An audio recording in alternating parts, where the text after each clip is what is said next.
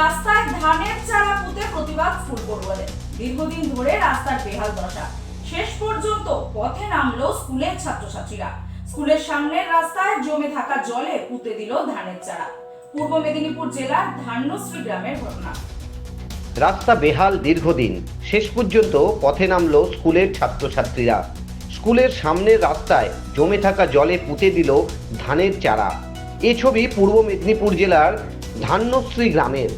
পূর্ব মেদিনীপুর জেলার চণ্ডীপুর বিধানসভার গড়গ্রাম থেকে ভগবানপুর বিধানসভার কলাবেরিয়া পর্যন্ত প্রায় 9 কিলোমিটার রাস্তায় প্রায় পুরোটাই দীর্ঘ কয়েক বছর ধরে চরম বেহাল। বর্ষাকালে সেই রাস্তা হয়ে পড়ে চলাচলের অযোগ্য। টোটো এমনকি অ্যাম্বুলেন্স চলাচলেও অযোগ্য। গর্তে ভরা রাস্তায় জমে থাকে জল। রাস্তা সংস্কারের জন্য ব্যবহৃত ইটের টুকরো এবড়ো খেবড়ো করে ফেলেছে পুরো রাস্তা। ভগবানপুর 1 ব্লক ও চণ্ডীপুর ব্লক সহযোগকারী এই রাস্তা সংস্কারের দাবি বরাবর করেছে এলাকার মানুষ। আমরা গত 5 থেকে স্কুলে আসছি, খুবই প্রবলেম হয়, কোনো সময় সাইকেল নিয়ে পড়েও যাই।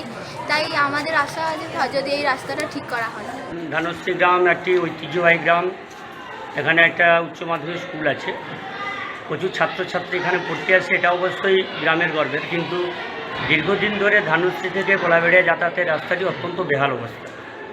এই এলাকার প্রায় 30,000 মানুষ এই রাস্তার উপর নির্ভর করে বিভিন্ন জায়গায় যাতায়াত করেন, তারা বাণিজ্য করেন, ব্যবসা বাণিজ্যে মন দেন, উপার্জন করেন।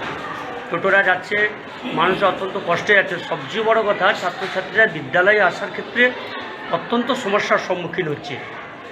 তাই নিশ্চয়ই চাইব যে এই রাস্তাটা ভালো হলে এলাকার মানুষ উপকৃত হবে, বিশেষ করে আমাদের বিদ্যালয়ের ছাত্রছাত্রী উপকৃত হবে। সবচেয়ে বড় কথা, এই দুর্যোগপূর্ণ পরিবেশে মুমূর্ষ রুগীরা যারা রাত বিরেতে অসুস্থ হয়ে পড়ছেন, তাদেরকে যথাসময়ে আমরা যদি হসপিটালে নিয়ে যাই, তারা নিশ্চয়ই উপযুক্ত চিকিৎসা পরিষেবা পাবেন এবং তারা সুস্থ হয়ে বাড়ি ফিরবেন। এই প্রত্যাশা রাখি।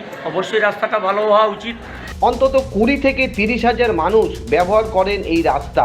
টানা বৃষ্টির জেরে রাস্তা যখন চলাচলের একদম অযোগ্য হয়ে উঠেছে, তখন পথে নামলো ধান্যশ্রী হাই স্কুলের কচিকাঁচা ছাত্রছাত্রীরা। বিদ্যালয়ের সামনের রাস্তায় জমে থাকা জলে পুঁতে দিল ধানের চারা। ছাত্রছাত্রীদের এই প্রতিবাদের সমর্থনে কণ্ঠ স্বাধীন করেছে বিদ্যালয়ের শিক্ষকরাও। পাকা রাস্তা বা ঢালাই রাস্তার দাবি করেছেন ছাত্র, শিক্ষক, অভিভাবক একত্রে সকলেই। স্কুল ছাত্রদের প্রতীকী প্রতিবাদের এই ছবি কি লজ্জার কারণ হবে প্রশাসনের কর্তা ব্যক্তি ও এলাকার জনপ্রতিনিধিদের কাছে? প্রশ্ন থাকছেই।